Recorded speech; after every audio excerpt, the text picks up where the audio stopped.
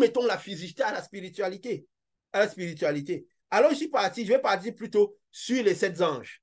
Nous verrons les grandes étapes. Nous voyons comment ça coïncide avec notre ère aujourd'hui et surtout le voyage que Moïse a fait. Pour confirmer que c'était vraiment en 7 jours. C'était 7 étapes des choses qui devaient se faire. Et après, nous parlerons prochainement de comment cela coïncide aussi avec la création.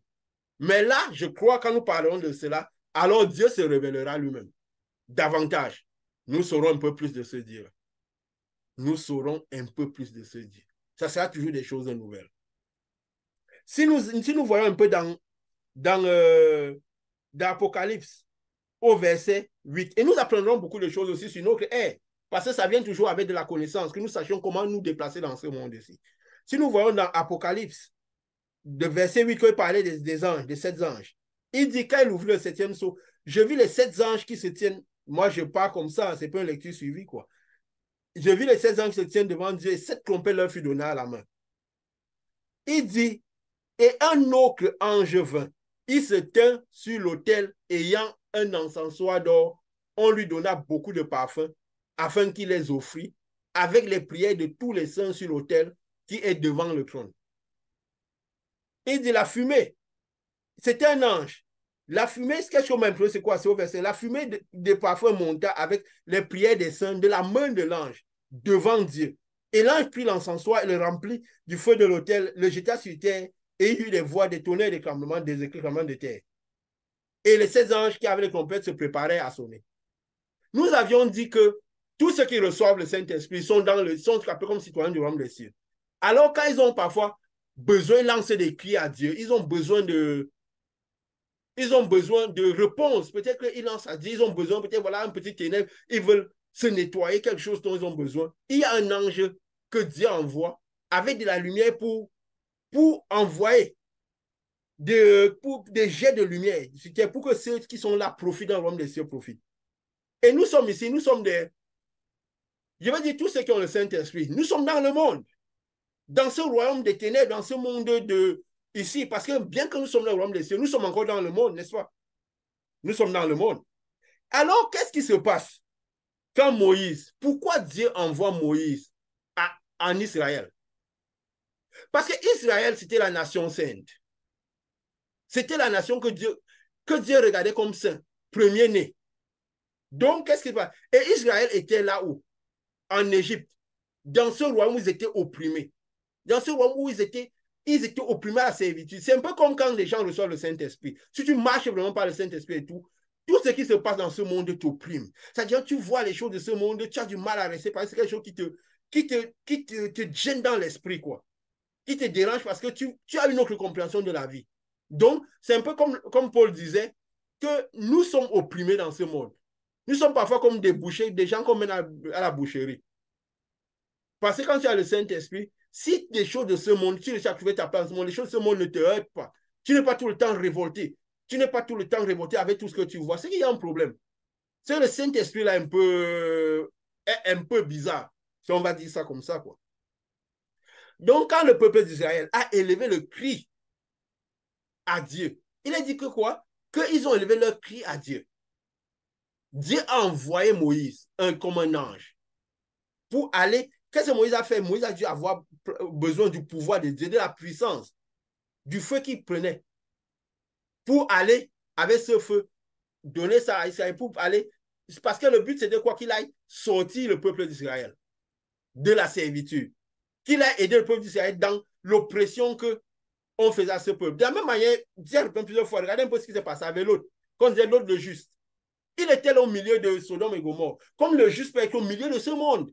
Avec tout ce qui se passe, on est fâché par toutes les saletés qu'on voit, la manière dont tout se comporte et tout.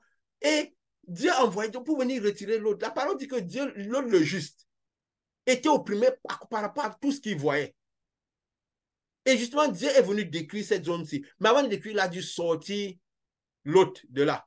Nous avons vu avec Sodome et Gomorrhe, nous avons fait ce truc, Sodome et Gomorrhe, tel le monde. Que ça se passe de la même manière quand Dieu va enlever ses justes. Il va venir et répondre aux prières de ses justes dans le but de les enlever. De les enlever et Et après, cette grande lumière arriva dans le monde pour créer la destruction. De la même manière, c'est passé selon mes Gomorrhes. Donc Moïse est parti pour, donc comme cet ange-là, qui venait pour répondre au cri du juste, au cri d'Israël, qui était représenté comme le juste qui était emprisonné en Égypte dans ces ténèbres. Et avec la création, nous verrons beaucoup de choses aussi. Et justement, il est parti là-bas. Et avec quoi il est parti? C'était la puissance de Dieu. Dieu l'a envoyé seulement avec de la puissance pour partir retirer ce que vous avez. Ça va aussi quand Dieu nous envoie aller retirer des gens de l'Égypte. Et il envoie, qu'est-ce que Moïse faisait? Quand il dit à Moïse, enlève tes souliers car le lieu saint. En fait, il voulait faire l'impartition de son esprit à Moïse. Et l'impartition de l'esprit sur la vie de Moïse et sur le bâton de Moïse. Ce n'était pas au hasard qu'il a dit, jette ça par terre, tout ça. Et il a donné les différents même pouvoirs qu'il a manifestés. Ce n'était pas au hasard. Si ça va, c'est à travers du bâton en serpent, cette lèpre, cette maladie, après, l'eau qui devient du sang. Quel envoie Moïse? Moïse part. Comme nous avons dit, Moïse n'est pas parti leur raconter Dieu ceci, vos dieux de vos pères. Il ne les connaissait même pas déjà, lui. De par là, comment il a grandi. Dieu juste dit, le Dieu de vos pères m'a envoyé venir vous retirer. C'est tout ce que je sais. Et il m'a donné la puissance à manifester. Donc nous voyons déjà, cet ange-ci représente comment Dieu envoie un ange qui est là pour répondre aux besoins des saints. Quand le saint crie à l'ange, il a une langue particulière, il envoie un ange. C'est pour ça que Moïse arrive comme ça. Et je ne sais pas s'il faut donner les grands thèmes, parce que quand si nous devons parler de ce pouvoir que Moïse a manifesté, parce que cela va nous aider à comprendre beaucoup de choses dans ce qui se fait dans le monde en général. Comment Moïse a fait pour sortir ce peuple? Oui, nous dirons quelques 5 minutes avant de commencer les grandes étapes qui disent clairement quand les anges sont et tout le reste. Comme ça, nous voyons comment cet ange-là doit travailler quand il arrive. Quand il arrive, il voit Pharaon. Quand il arrive, il vient chez Pharaon, il dit, voilà, il veut les faire partir. C'est quoi d'abord ces miracles? Quelles sont d'abord les premières choses que Moïse, je veux dire que Moïse montre devant Pharaon? Le pouvoir comme il montre. Il jette le bâton par terre. Et qu'est-ce qu'on remarque? Que les gens de Pharaon jettent aussi le bâton. Ils réussissent à reproduire le même miracle que Moïse a produit. Ils produisent le même miracle que Moïse a produit. Après, Moïse fait tous les miracles que Moïse a produits aussi. Eux aussi, ils ont produit ces miracles. Il a dit quoi? Que l'envoyé Moïse, s'il ne croit pas à ces deux signes, n'écoute pas la voix, tu prendras de l'eau du fleuve, tu la prendras sur terre et l'eau que tu auras prise deviendra du sang. C'est au verset 9 de Exode chapitre 4. Mais quand il arrive maintenant devant Pharaon, parce que nous voyons les différentes choses, comme ça nous voyons les miracles qui se font et comment nous devons faire et nous comprendrons plus ce qui se fait dans notre ère. Il dit, il vient ici, il voit Pharaon. Il demande à Pharaon naturellement de le faire partir, de laisser le peuple partir. Après, il a commencé là au premier truc à jeter le bâton qui est devenu le serpent. Il se dit, Pharaon a fait quoi? Les magiciens de Pharaon ont reproduit le même miracle. Après le bâton, il a frappé les eaux qui sont devenues du sang. Et les magiciens de Pharaon ont reproduit le même miracle. Et il est écrit que Pharaon, au verset 23 de Exode 7, Pharaon s'en retourna et alla dans sa maison. Il ne prit même pas à cœur ces choses-là. Et après, maintenant, le bâton, l'eau qu'il a changé en sang, il a envoyé les grenouilles. Il a envoyé les grenouilles. Mais il est écrit quoi? Au verset 7 de chapitre 8 de Exode. Mais les magiciens en firent autant par leurs enchantements. Ils firent monter les grenouilles du pays d'Égypte. Il y a des gens de puissance que, quand on manifeste ces puissances, le diable ne craindra pas de ça parce qu'il pourra le faire. Donc, tout ce que nous manifestons comme puissance qui est à l'extérieur des personnes. Nous partons prier pour que les gens deviennent riches, pour que les gens fassent ceci. Il le fait parce que beaucoup de ces choses, il peut faire ça lui-même. Et il veut même les faire.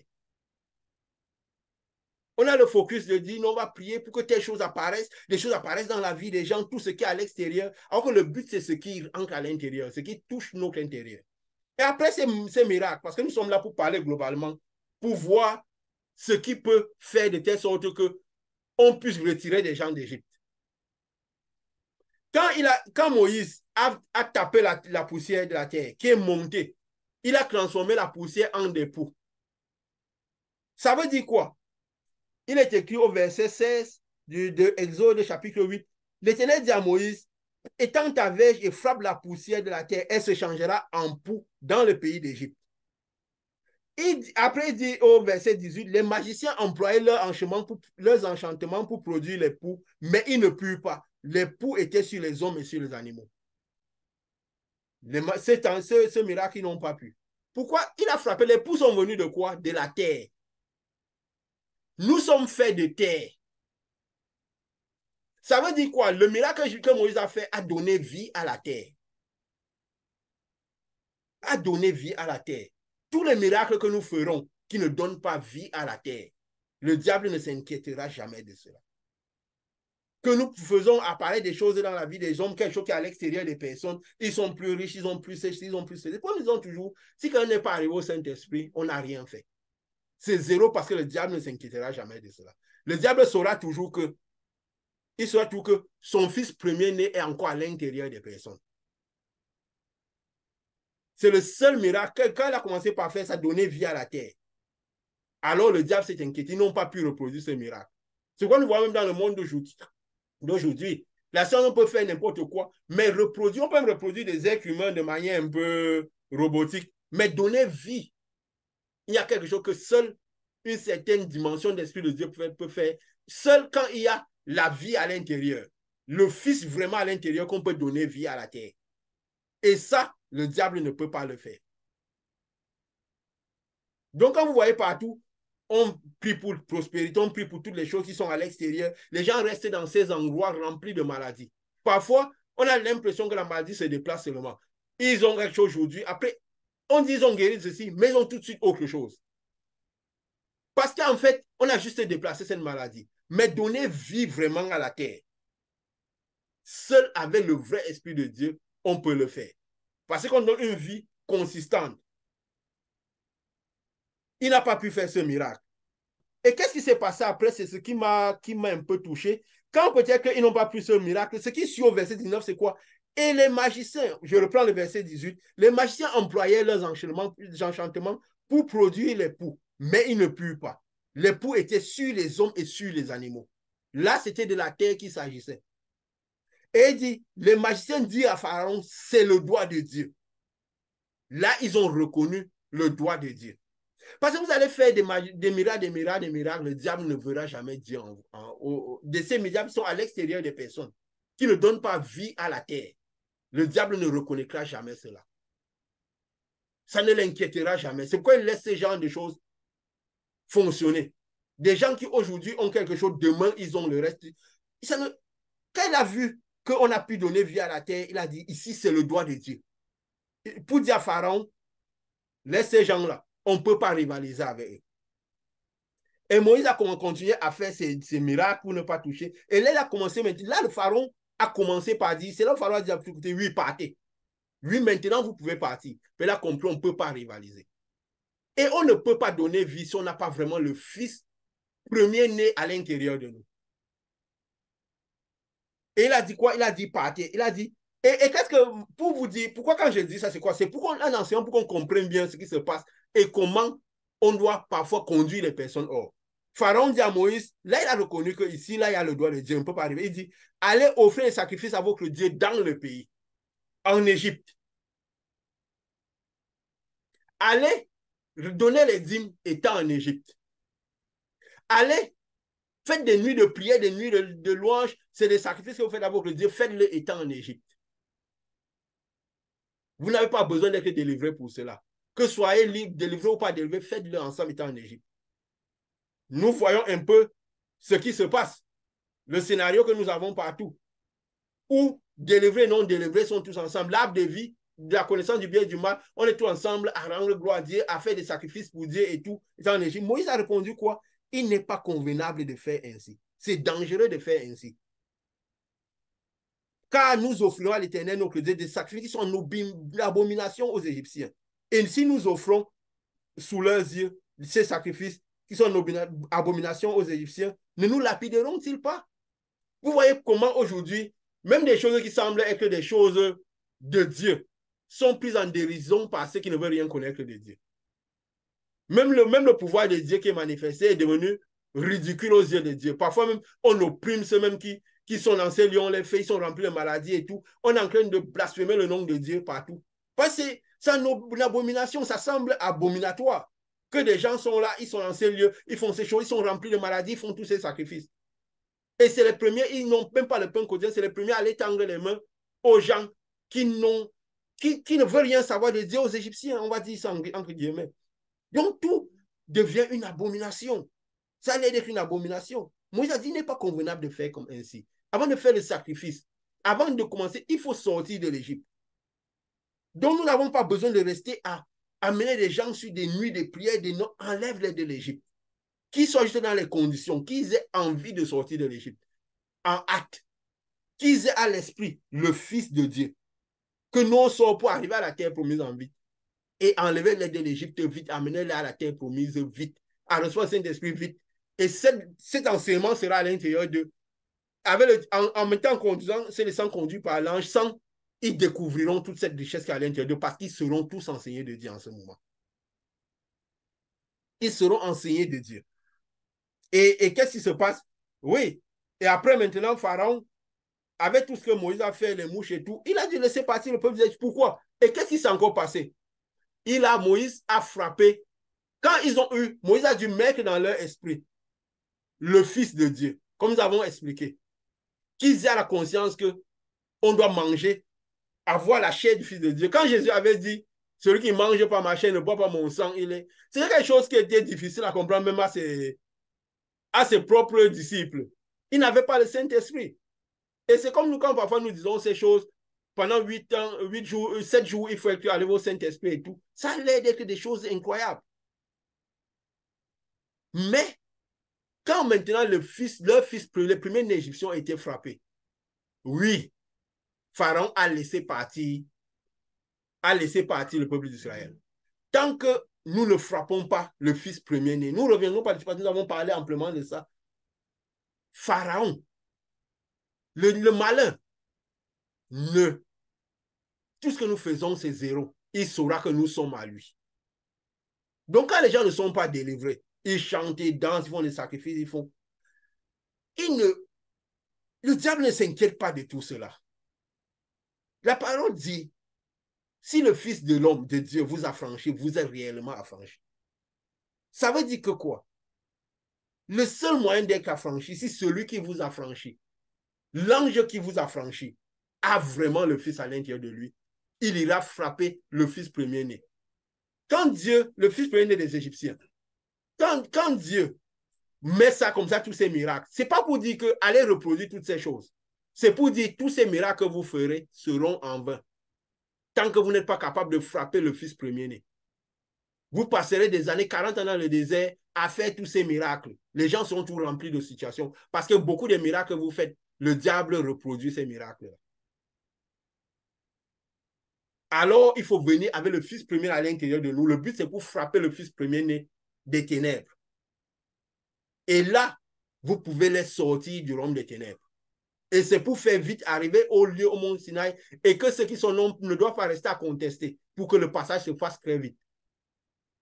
Pour les amener à la terre promise. Et quand donc, nous comprenons tout ce qui se fait et comment nous devons conduire les choses. Pourquoi ça peut paraître inutile de rester à leur raconter la parole, Dieu est monté, Dieu la Genèse. Oh, Moïse n'était pas parti à raconter la vie d'Abraham. Il savait juste que c'est le Dieu d'Abraham, Isaac et Jacob. Et Dieu seul sait des anciens livres que Dieu avait déjà fait beaucoup de choses avec ces gens-là. Et ces choses étaient à la connaissance du peuple d'Israël. Mais il n'est pas allé leur raconter tout ça. Il est parti pour les sortir d'Égypte. Manifester le pouvoir. Dieu a voulu faire ce pouvoir-là. Même quand le désert a dit, fais le serpent sur le bâton, qui regarde et qui vivront. S'ils choisissent la rébellion, s'ils ne veulent pas s'aligner, être obéissants à l'ange et tout, ils donnent l'impression à Satan qu'ils sont ses enfants. Et Satan les laissera tranquilles. Donc même quand Dieu donne ses premiers miracles-là, le bâton qui se transforme en serpent, c'est pour troubler Satan, pour que Satan ait l'impression que vous êtes ses enfants. C'est pour ne pas montrer d'abord la marque dès le départ. Pour aussi vous montrer aux gens que Satan vous saura si vous êtes ses enfants ou pas. Si ce que vous faites l'impression ou pas. Mais commencez par donner vie à la terre. C'est pour ça que j'avais eu l'interview avec quelqu'un, comme je l'ai dit, avec des gens qu'on a. Parfois, quand ils me disent, j'ai telle chose, je ne dors pas bien la nuit, je fais telle chose, je dis, tu vas découvrir une version de toi que tu n'as jamais. Parce que par la lumière qui est à l'intérieur, je vais donner vie à ta terre. Il est écrit quoi? Que Jésus vient pour rendre le pays habitable. Le pays, c'est quoi? C'est notre corps, que nous puissions vivre dans notre corps. L'essence qui est de nous, c'est l'esprit qui est à l'intérieur de nous. L'esprit, parfois, notre âme est opprimée dans notre corps. Tout ce que le corps ressent, c'est l'état de notre âme pour que nous puissions vivre dans notre corps. Parce que si le corps est rempli de maladies, nous ne pouvons pas vivre dans notre corps. Si nous dormons sans dormir, nous ne pouvons pas vivre dans notre corps. Il y a beaucoup de gens qui n'arrivent pas à vivre dans leur corps. Ils espéraient qu'on donne le corps de quelqu'un d'autre pour qu'ils puissent être un peu à l'aise. Aujourd'hui, dans certaines sociétés développées, on a même créé déjà que l'euthanasie, où les gens peuvent même décider qu'ils préfèrent mourir pour se faire qu'on aille les euthanasier pour pouvoir au moins, parce qu'ils n'arrivent plus à vivre dans leur corps. Ils préfèrent qu'on arrête les souffrances. Et Dieu dit quoi? Je rendrai le pays habitable. Ça veut dire que quand le Saint-Esprit, Jésus, vient à l'intérieur de quelqu'un, le pays devient habitable. Ça n'existe pas que Jésus vient à l'intérieur de quelqu'un, la personne, son pays n'est pas habitable. Il n'arrive pas à vivre dans son corps. Il a encore des maladies, il a des souffrances. Son corps a faim. Il n'arrive pas à avoir le pain quotidien. Il n'arrive pas, il réussira à vivre dans son corps. Je rendrai le pays habitable. Et pour pouvoir rendre le pays habitable, il faut d'abord avoir le premier fils à l'intérieur pour pouvoir frapper le premier fils. Si on n'a pas le premier fils, le fils de Dieu à l'intérieur de nous, nous ne pourrons jamais frapper le fils des Égyptiens. Donc, quand vous voyez des endroits où les gens sont en routine dans une vie de difficulté, on ne les entraîne pas à l'esprit, c'est parce que le premier fils n'est pas à l'intérieur de celui qui est censé aller combattre le premier fils de l'autre. Il peut avoir peut-être que la lumière du premier fils autour de lui. Il va reproduire les miracles qui n'inquiètent pas le malin. Mais on ne peut pas chasser le premier fils si on n'a pas le premier fils à l'intérieur de nous. C'est pourquoi il faut que les gens soient conscients que le but pour lequel ils sont de l'Égypte, c'est pour avoir le premier fils à l'intérieur d'eux. Vite, et pour manifester la puissance du premier fils, pour pouvoir aller aussi attaquer le premier fils du royaume des ténèbres. Le Fils de Dieu est apparu pour détruire les œuvres des ténèbres. Donc pour détruire tout. Et taper le fils des ténèbres dehors. Et maintenant, quand ils ont frappé le fils des ténèbres, je faisais ça pour qu'on comprenne avec ce qui se passe dans nos réalités, que cette lumière éclaire tout ce qui se passe dans ce monde. Parce que le but de pourquoi Dieu nous a donné cette lumière. Et maintenant, nous allons voir ce qui se passe avec les anges. Nous avons vu comment cet ange-là qui était illustré. Donc, Dieu venait montrer à Jean pour dire, voici ce que j'ai déjà fait par le passé et je fais ça correspond aussi à ce que le monde va vivre jusqu'au dernier jour. Donc, c'est pourquoi j'ai dit, en avançant, nous comprenons plus ou moins. C'est pourquoi je dis toujours, il est impossible d'amener quelqu'un au ciel si sa terre n'est pas résolue. Ça n'existe pas d'aller prêcher le ciel aux gens qui n'ont pas résolu leur terre. Il faut d'abord que la terre soit résolue pour que les personnes arrivent au ciel. Il faut d'abord que la personne sorte de son Égypte pour pouvoir arriver au ciel. Que la personne ait du pain, puisse vivre dans son corps pour pouvoir arriver au ciel. On passe le temps à expliquer le ciel aux gens qui n'ont rien compris de leur terre.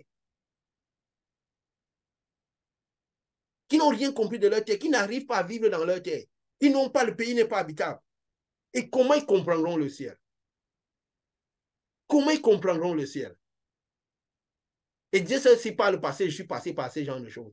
Mais cette mission nous a tous transformés. On voit l'effectivité de ce que Dieu nous enseigne. On voit la parole à l'œuvre, la puissance à l'œuvre qui manifeste ce que Dieu a prévu. Et nous avons vu justement dans cette action du premier ange, comme Moïse qui était le parce que Moïse qui est allé répondre aux supplications des saints, de ce peuple saint qui était considéré, qui était vu comme saint. Ce peuple qui était vu comme saint.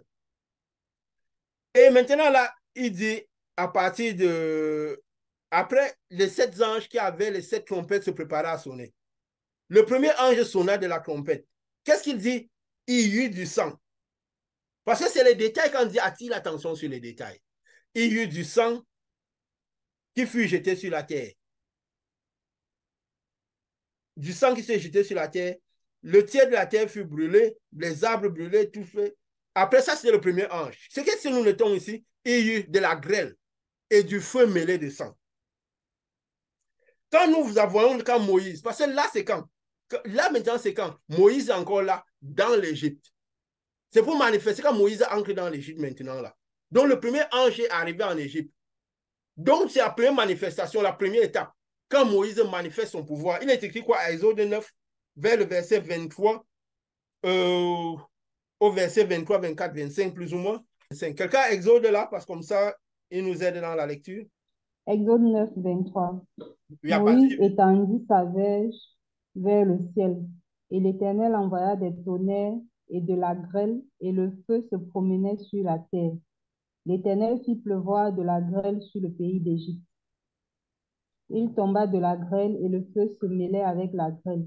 Elle était tellement forte qu'il n'y en avait point eu de semblable dans tout le pays d'Égypte depuis qu'il existe comme nation. Oui, et dit justement, c'est la grêle qui a brûlé beaucoup de choses. Nous voyons ici quoi? À le son du premier ange. Nous voyons quoi? Il y a eu quoi? De la grêle, du feu mêlé de sang. Exactement ce qui s'est passé quand Moïse est parti envoyer est parti au début pour commencer par manifester sa puissance chez Pharaon. Donc, c'est des petits éléments qui montrent que Dieu, en fait, quand il venait parler à Jean, il dit, et c'est ce qui va se passer dans ce monde-ci. Peut-être que nous n'avons pas tous les éléments scientifiques pour montrer dans le monde comment cela s'est passé, mais vers la fin au moins de notre ère, vers le 5e an, nous pourrons mettre la félicité de notre ère que nous connaissons aussi. Sinon, il aurait fallu aller faire des recherches scientifiques sur tout ce que le monde a connu avant nous. Alors, il voit justement cette première étape quand ce temps sonne. Donc, en fait, le cheminement de Moïse est en train de retransmettre ce que l'ange montre. Et on voit donc que quoi, quand il a sonné, il y a eu ce truc. Donc, cette étape, c'était cette étape de ce voyage-là, qui s'est fait en 7 grandes étapes. Et que comme spirituellement, le signe parfait, c'est 7 jours. Pourquoi? Parce que quand nous recevons le Saint-Esprit et que nous allons enlever les gens de l'Égypte à la terre promise, ce n'est plus de manière physique que nous le faisons, c'est pas l'esprit. Donc nous devons aller par la perfection de l'esprit, la perfection de Dieu. Donc ça veut dire 7 jours par lesquels il a créé le monde. Donc nous devons faire de la même manière quand c'est spirituel. Si nous voulons marcher par le physique, alors que nous avons l'esprit à l'intérieur de nous, oui, nous ferons 40 ans. Oui, les gens resteront pendant de nombreuses années sans voir ce qu'ils doivent voir, sans arriver jamais à la terre promise, à mourir dans le désert. Mais comme nous recevons le Fils de Dieu à l'intérieur, nous marchons par l'Esprit. Jésus a dit, les vrais adorateurs sont ceux qui adorent en esprit, en vérité. Alors, nous devons marcher de la manière dont l'Esprit parfait a marché. Ça veut dire 7 jours pour créer pour la création. Nous parlerons de la création parce que je ne parlerai pas de ça aujourd'hui. Pourquoi? Parce que nous découvrirons beaucoup de choses en ce moment-là. Alors, ici, il dit maintenant le second ange sonna de la trompette et quelque chose comme une grande montagne embrasée par le feu fut jeté dans la mer.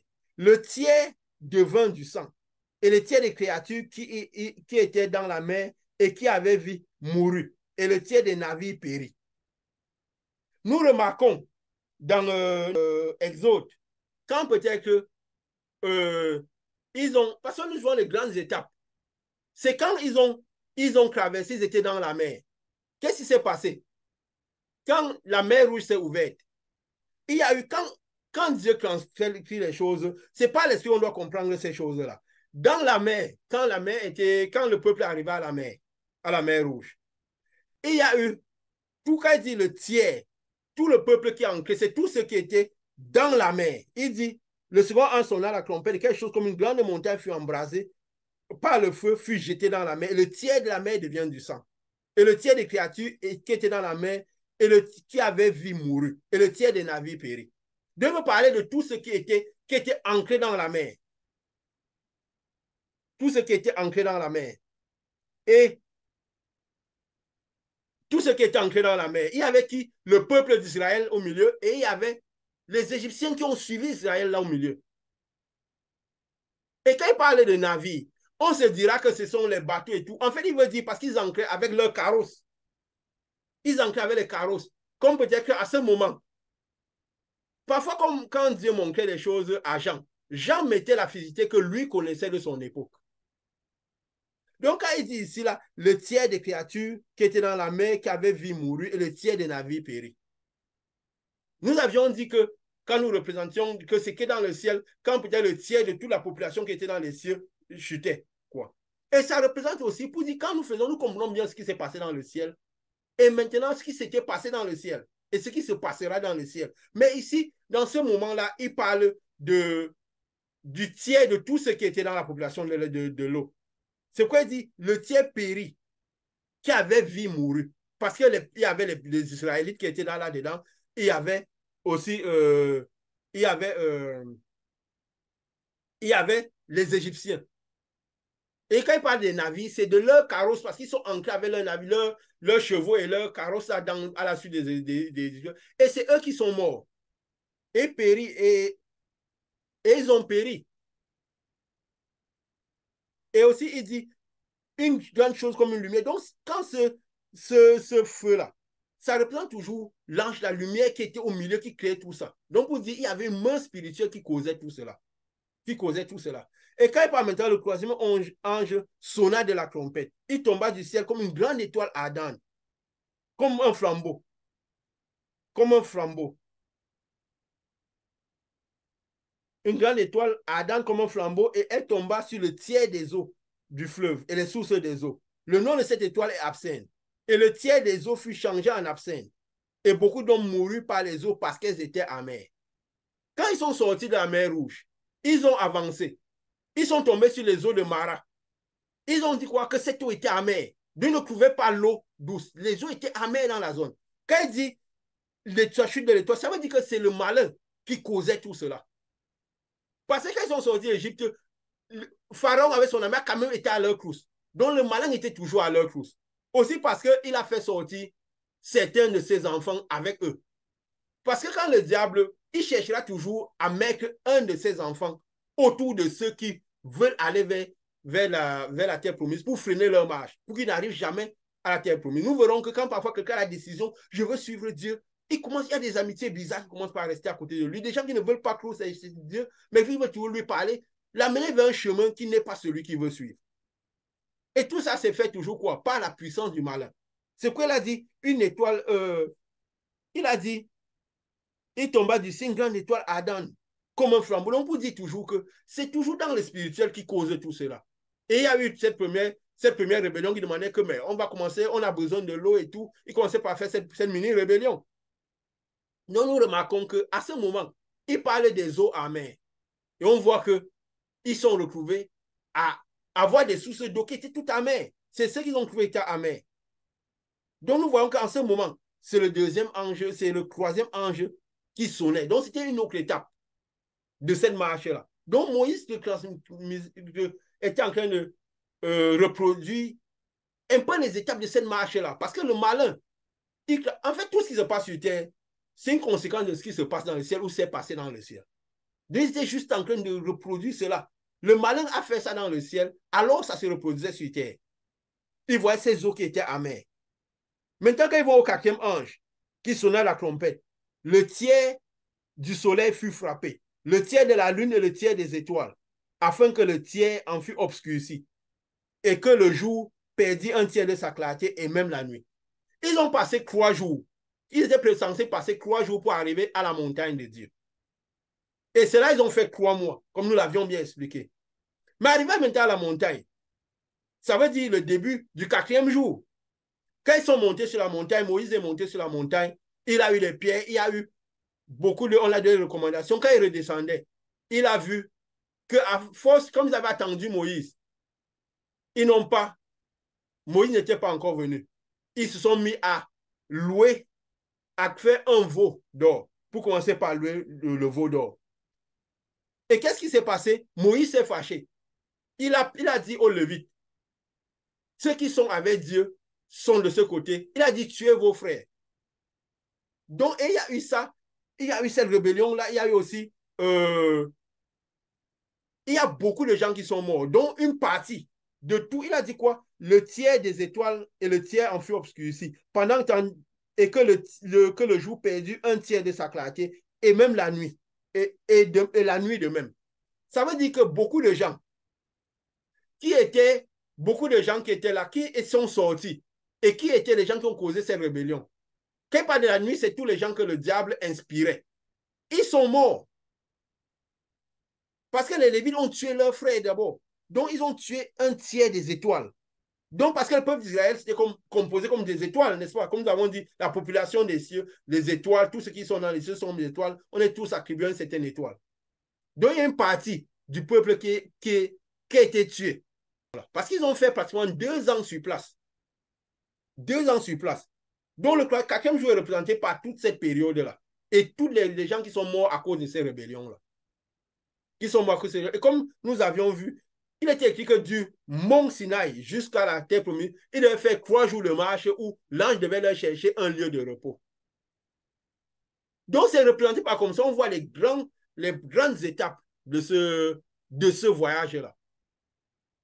Mais à cause des rébellions, les choses ne se passaient pas de la même manière. Ce qu'on dit, un tiers des étoiles, le tiers des étoiles fut, le tiers du soleil fut frappé, le tiers de la lune, le tiers des étoiles. Il dit, de la fumée sortit des sauterelles qui se répandirent sur la terre, et le pouvoir leur fut donné comme le pouvoir qu'ont les scorpions de la terre. Il leur fut donné non de les tuer, mais de les tourmenter pendant 5 mois. Vous voyez, quand le peuple est arrivé à Canaan, au bord du Jourdain, ils n'ont pas cravé. Dieu leur a dit de faire marche et retour. Ils ont commencé par voir beaucoup de rébellions. Ils ont mené beaucoup de batailles entre-temps. Il dit, en ces jours-là, les hommes chercheront la mort, ils ne la trouveront pas. Ils désireront mourir, mais la mort s'enfuira d'eux. Ces sauterelles ressemblaient à des chevaux préparés pour le combat. Il y avait sur leur tête comme des couronnes semblables de l'or, et leur visage était comme des visages d'hommes. En fait, ici, on retranscrit toutes les batailles que le peuple d'Israël a dû faire. Quand ils sont partis pendant ces 40 ans au désert, ils ont dû faire beaucoup de batailles et tout. Pourquoi? Parce que ça représentait plus ou moins le 5e jour. Donc, la 5e étape qu'ils ont dû parcourir. Quoi. Et nous voyons dans notre monde, nous l'avions dit que dans le monde actuel, nous sommes au son du 5e ange. Nous avons vu ce que représentaient toutes ces sauterelles, toute cette grande science qu'il y a aujourd'hui, tous ces engins militaires et tout. Nous verrons mieux quand nous parlerons nous reviendrons sur la création pour comprendre un peu comment Dieu a prévu les choses. Comme je dis, je ne mets pas dans une lecture suivie. C'est juste pour que l'idée soit là. Parce que nous sommes ici pour comprendre l'idée de ce qui se passe. Pour voir que, en fait, tout ce que Moïse a traversé était déjà. Donc, c'est ce que l'ange, plus ou moins, annonçait les grandes étapes à Jean. Et ça correspond aussi aux grandes étapes de la vie que nous menons ici. Pour savoir, en fait, Dieu veut faire comprendre où nous sommes, comprendre tout ce qui s'est passé avant, comprendre, comme l'Ecclésiaste a dit, il n'y a rien de nouveau sur la face de la terre. Ce qui a déjà été. Donc, si nous comprenons ce qui a été et ce qui est, nous comprendrons mieux où nous allons. Nous comprendrons mieux où nous allons. Et quand nous avions vu au 6e saut, c'est là où le ciel était retiré. N'est-ce pas? Si nous nous rappelons. Parce qu'au 5e saut, au 5e ange, c'est là où ceux qui étaient saints sont rentrés dans les cieux. Au 6e saut, le ciel était retiré. Donc, le ciel représente quoi? Le passage vers dans le Jourdain.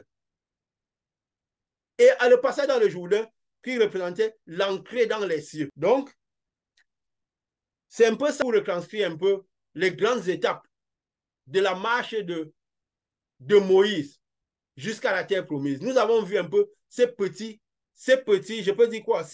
situations où le Saint-Esprit attirait l'attention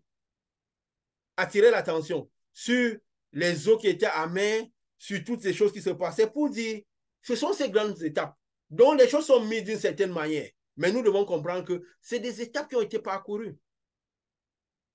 Et nous devons, avec les enseignements que nous avons donnés, connaître l'étape où nous sommes.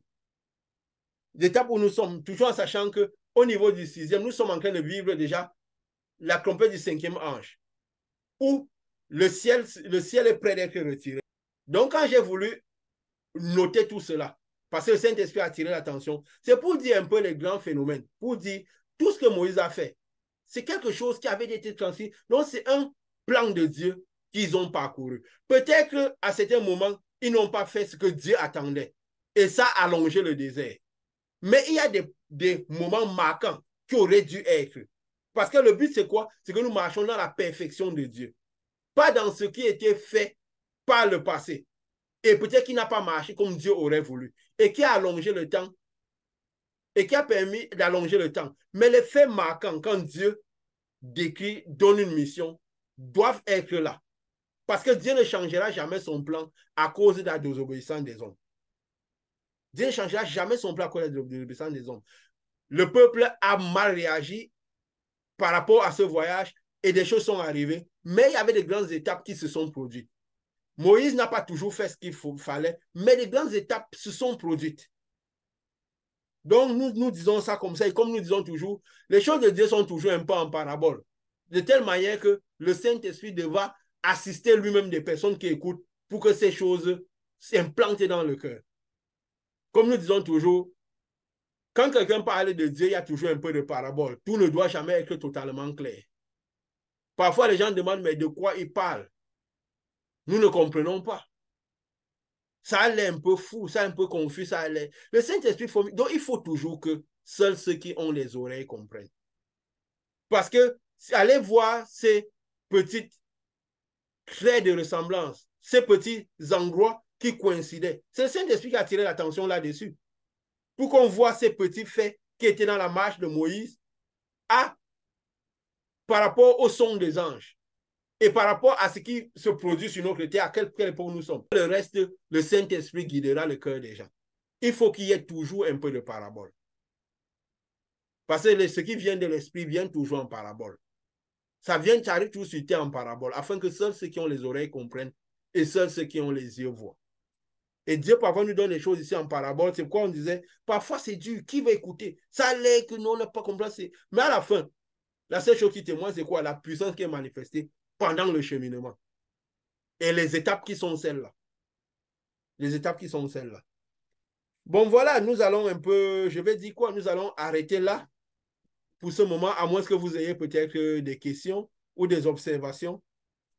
Parce que le but, c'était surtout voir, comme nous avions dit, comme l'Ecclésiaste avait dit, ce qui est a déjà été. Il y a une raison pour laquelle Dieu nous entraîne vers ces choses pour confirmer ce qu'il nous avait dit, que nous ne devons pas. Parce que le plus important, c'est quoi? C'est comprendre ce que Dieu nous a entraîné et ce que nous devons faire. Ce n'est pas connaître l'histoire de la Bible, l'histoire des raconteurs. Dieu n'avait pas envoyé Moïse aller raconter l'histoire d'Abraham, Isaac et Jacob. Il a juste dit, je suis leur Dieu et je manifeste la puissance. Donc, c'est pour que les gens croient que ce que Dieu nous a envoyé enseigner et surtout ce que Dieu a manifesté à travers, parce qu'il a d'abord manifesté et nous a attiré l'attention là-dessus. Donc, que amener les gens de l'Égypte au Saint-Esprit ne doit pas prendre du temps. Parce que dans tout le temps, quand ça prend, c'est le diable qui s'exalte. C'est le diable, en fait, qui travaille. Et c'est le diable qui travaille. Le plus souvent, c'est pourquoi? C'est parce que le fils premier-né du diable n'est pas frappé. Et il n'est pas frappé pourquoi? Parce que le fils premier-né de Dieu n'est généralement pas à l'intérieur de ceux qui sont censés aller chercher les gens en Égypte. Donc, en fait, c'est ça le résumé de tout ce que nous disons là maintenant. Ce n'est que ça le résumé. Donc, le plus important, c'est ce qui reste, c'est ça. Et que quand nous allons chercher les gens, nous devons veiller que le premier fils soit vraiment à l'intérieur de nous, cette grande puissance qui se manifeste, pour qu'ils aient que toutes les situations de leur vie soient chassées, parce qu'ils doivent aller dans un lieu de repos, un lieu où coule le lait, un lieu où ils se reposent de leurs souffrances et de leurs œuvres. Pas un lieu où ils disent que je suis arrivé au lieu de repos, mais Dieu avait dit quoi? Que obéissez à l'un, sinon je vous frapperai des maladies que j'ai frappées aux Égyptiens. Ça veut dire que si vous n'obéissez, vous n'arrivez pas à ce lieu de repos, et la preuve que vous ne serez pas enlevé dans ce lieu de repos, c'est pourquoi? Parce que vous êtes frappés des maladies dont Dieu frappait les Égyptiens. Vous êtes frappés des situations dont Dieu frappait les Égyptiens. Pourquoi cela? Ça veut dire que le fils premier-né de Dieu n'est pas à l'intérieur. Vous n'avez pas réussi à arriver là où le fils premier-né de Dieu est. C'est pourquoi vous n'avez pas le repos. Vous ne vivez pas une vie de repos dans vos souffrances, dans votre santé. C'est pourquoi le pays n'est pas habitable. Parce que le but de Dieu, c'est rendre le pays habitable. Quand on est dans ce lieu de repos, le pays devient habitable. Quand Salomon, le moyen physique, avait construit le temple, dans toute la durée de vie de Salomon, il n'y avait pas de guerre, il n'y avait pas de souffrance. Israël était prospère. Il y avait la sagesse, la connaissance de Dieu. Salomon était celui qui avait la plus grande connaissance. Une sagesse que donc il est arrivé dans ce lieu de repos qui préfigure aussi quoi? Quand nous arriverons dans le Saint des Saints, quand le ciel sera retiré et que nous émigrons vers Dieu, dans ce lieu de repos éternel. Mais déjà étant dans le ciel, citoyen du royaume des cieux, nous devons déjà avoir ce repos-là. Parce que quand celui qui meurt en Christ, qui a reçu Christ à l'intérieur de lui, il va directement de la mort à la vie. Donc, directement, il est déjà dans la zone de vie. Il a déjà la vie à l'intérieur de lui qui transmet. Donc, comme ça, nous connaissons pourquoi il y a autant de troubles. Comme la parole dit, pourquoi tant de tumulte, pourquoi tant de tracas? Parce que généralement, le Fils de l'homme n'est pas là. Le Fils premier-né n'est pas là. C'est pourquoi, et quand les gens n'ont pas cette vie de repos, c'est parce que le Fils premier-né du malin n'est pas frappé dans leur vie. Ça veut dire qu'ils appartiennent encore au malin. Parce que déjà dit, celui qui n'a pas mon esprit, celui à l'intérieur de qui je ne suis pas, ne m'appartient pas. Et nous appartenons à Jésus parce que Jésus nous a connus par son esprit. Donc, de la même manière que lui l'avait connu Dieu par la lumière de Dieu qui est descendue en lui. Donc, comme ça, nous comprenons un peu plus clairement les choses. Comme ça, notre marche est un peu plus éclairée. Nous comprenons vraiment cette étape plus clairement qui nous enseigne de la manière dont, si nous sommes censés, dans quelles conditions nous devons être pour pouvoir retirer les gens de l'Égypte. Et si les gens sont d'Égypte, de quelles conditions ils peuvent pour aller là. Donc, le premier jour, il doit avoir l'esprit, le Fils de l'homme, et le dernier jour, le Fils de l'homme doit être à l'intérieur. Ça veut dire le 7e jour.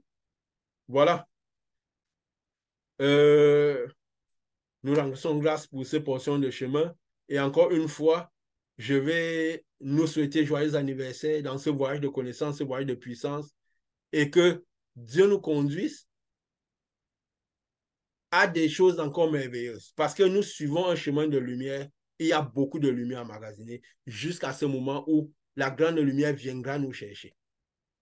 Et j'ose croire que dans ce chemin de lumière, parce que c'est aussi un chemin de connaissance, nous acquérons, Dieu nous gratifiera toujours de sa connaissance. Cette lumière produira toujours de la connaissance. Nous verrons les choses plus claires. Nous connecterons plus de ce Dieu. Nous connecterons plus de ce Dieu. Parce qu'en ce jour, nous verrons les choses telles qu'elles sont. Ça veut dire le jour où Jésus vient nous chercher, nous devrons déjà être à cet endroit où presque déjà nous voyons déjà les choses un peu telles qu'elles sont. Parce que quand Jésus viendra retirer le ciel, c'est que nous recevons les robes blanches. Ça veut dire une portion de lumière qui nous nettoiera tout ce qu'on a, qui nous propulsera dans l'air de l'éternité, où nous verrons les choses telles qu'elles sont. Donc, plus nous arriverons à ce moment-là, plus nous aurons la connaissance qui équivaut à ce moment, nous verrons les choses telles qu'elles sont. Que Dieu continue à nous, que cette lumière continue à nous guider et nous mener dans ce cheminement. Au nom de Jésus.